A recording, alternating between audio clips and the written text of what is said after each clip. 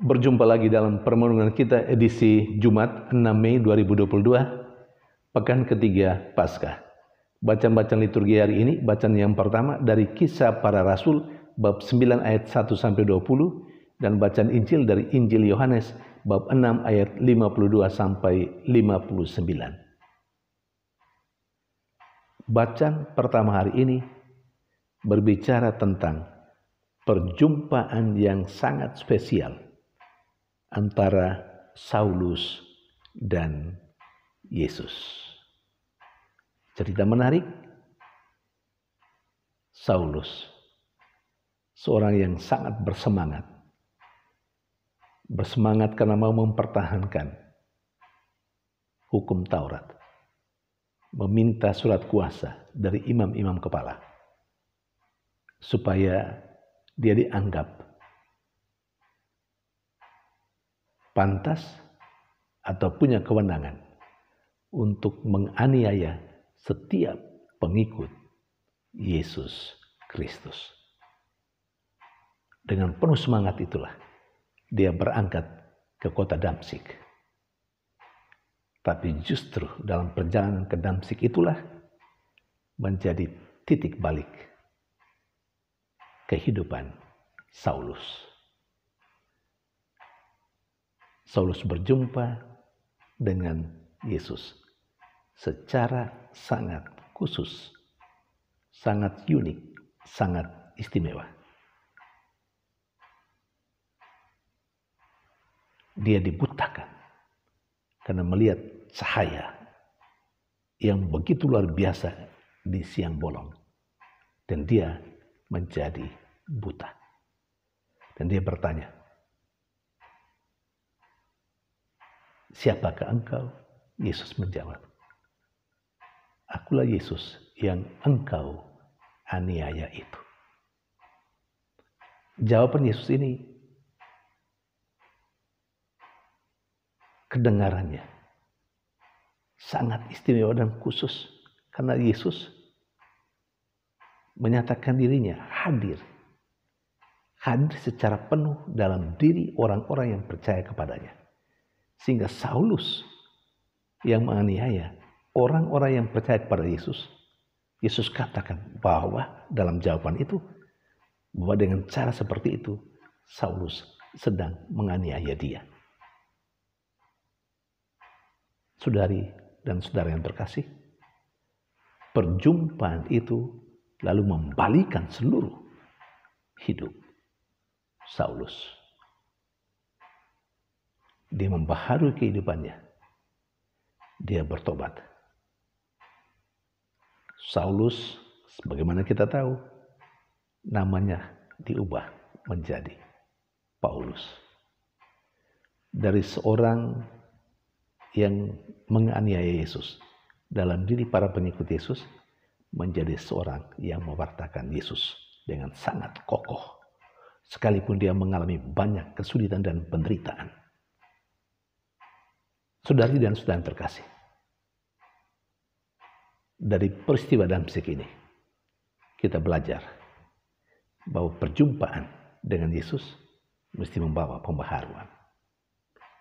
Sudah berapa banyak kali kita berjumpa dengan Yesus dalam berbagai macam peristiwa kehidupan kita, secara khusus ketika kita mengikuti perayaan Ekaristi,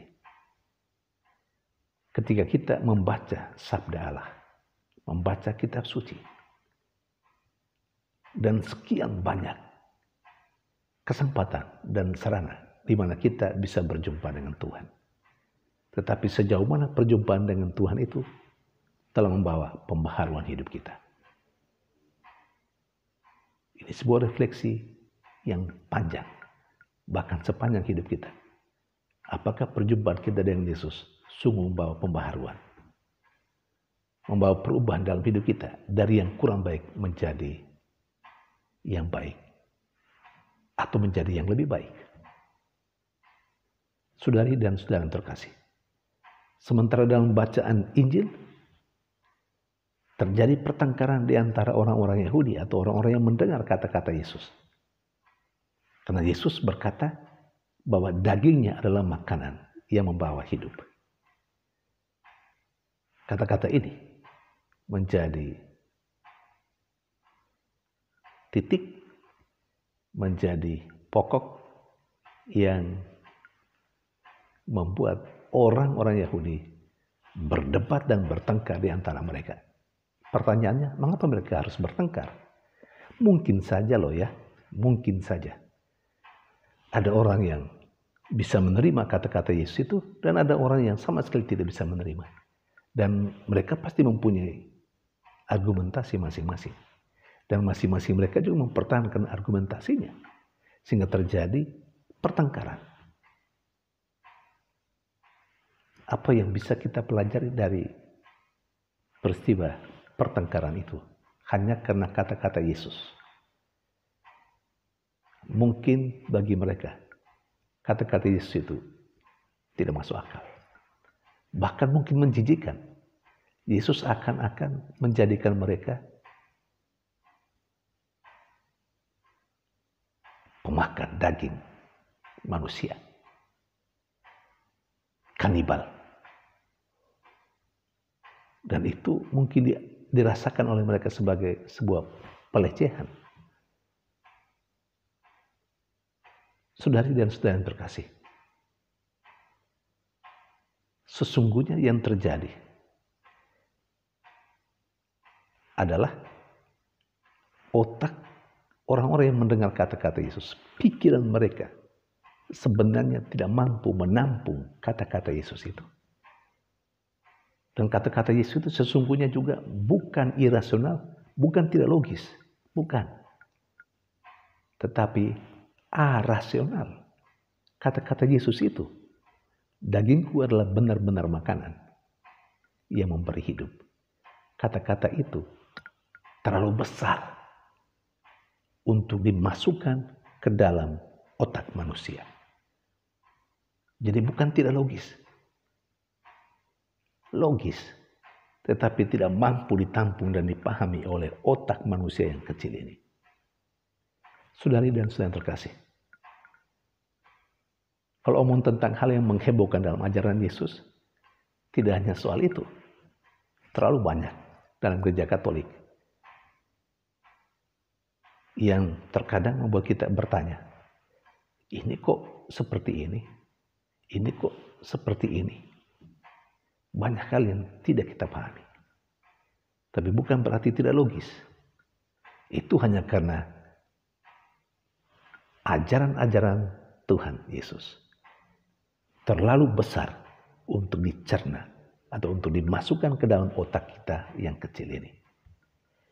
Maka yang perlu dari kita adalah kepasrahan dan kepercayaan akan kebaikan, kebenaran yang disampaikan oleh Yesus untuk kehidupan kita. Semoga kita terus belajar untuk memahami dan memahami sampai pada batas pemahaman kita.